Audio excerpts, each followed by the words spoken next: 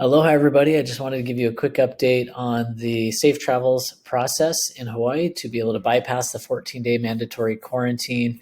This is being recorded October 20th, and we'll be putting out some updated information about some of this in the coming days as well. So you can check our Love Hawaii Villas YouTube channel for updates.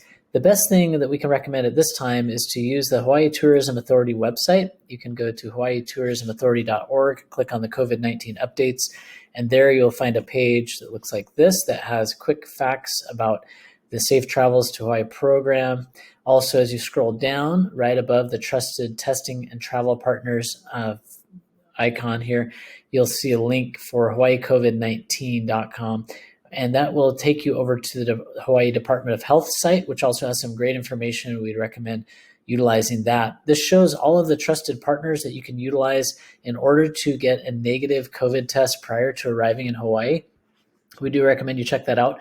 Right now, I happen to be traveling in the mainland, and we are going to be utilizing the Vault Health test. And we had these tests shipped to our location here in the mainland where we are, and it's okay to take it out of the shipping packaging, but you're not supposed to open the box. So I have the box here that the test came in. I ordered one for myself, one for my wife. It comes with a pre-labeled package for the UPS store, and it's labeled laboratory pack, and it's a next day air label. So as you go over to the Vault Health site, you'll be able to see the site they have specific to Hawaii. This goes over the process, what's required. As you scroll down, it's nice because they have a quick little reference chart based on when you're leaving, when you need to get the test ordered and get that done, as you do need to take the test 72 hours prior to the departure of your final leg of your flight to Hawaii.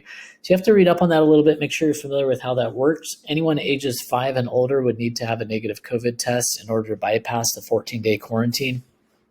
So we'll be going through this process, documenting it, and then posting that video on our YouTube channel. Essentially, you can order the test here. You need to order one order per person. You can't order a whole bunch for the whole family. You have to do an account for each person, basically $150 per test. That's one of the many options here. You do need to make sure you go through one of the approved testing partners. If you don't, that could become problematic.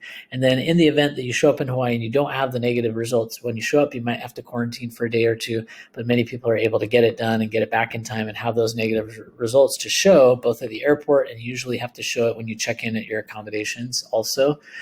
Lastly, here you would register for the Safe Travels Hawaii site, and that's linked over from the Hawaii Department of Health site. This one is travel.hawaii.gov, and you create an account here. You put in your profile information, and then you register the travel plans that you have, and then you use the site or from your device or from your mobile device or from your laptop to upload your information with your negative COVID-19 test results. The nice thing about the Vault one that we liked is you get it shipped to you, and then you do the test remotely by Zoom. So once we get connected with a Vault Health test person, we'll connect with them on Zoom. They'll have us open the packaging in front of them on Zoom, and then we'll do the Saliva-based test here on Zoom and then package it all up while we're on Zoom with them. And then we send it off via UPS. So it was just a lot easier than having to go to a testing location, and we didn't want to do the whole nasal swab thing. The saliva test sounded a lot easier. So we're looking forward to going through that process so that we can share that with the travelers that are interested in knowing more about it. And I just wanted to do this quick video to share that with you. If you have any other questions, let us know. Definitely look at the travel plans that you have. Most people are just booking their flights, booking their accommodations, and then figuring out the testing options after that. Because you have so many different options, it works pretty well. We have thousands of travelers coming to Hawaii now since the October 15th, 2020 reopening option, and it's working really well, at least for travel to Oahu. Some of the neighbor islands may have other requirements that aren't covered in this video, so be sure to check out the requirements depending on where you're going, but this information should be applicable for Oahu at this time.